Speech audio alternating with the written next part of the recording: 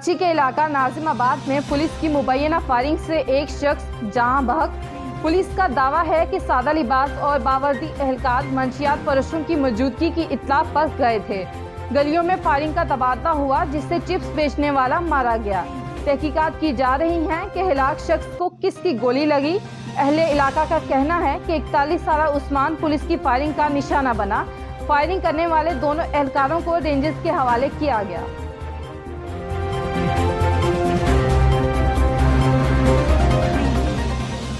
लाहौर के services hospitals में doctor की मुबैना गफलत से मरीज जहां भग। लवाहिकीन का डॉक्टर्स पर मुबैना तशद्दुद।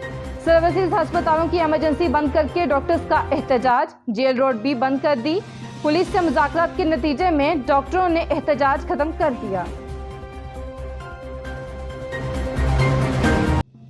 लाहौर के जनरल अस्पताल से जालसाज डॉक्टर गिरफ्तार। जालसाज डॉक्टर अदील को पुलिस के हवाले कर दिया गया।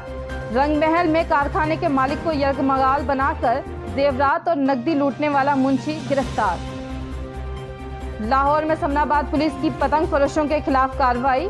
2 पतंग फरोश गिरफ्तार। पतंगे, धाती डोर और दीगर सामान कब्जे में ले लिया गया।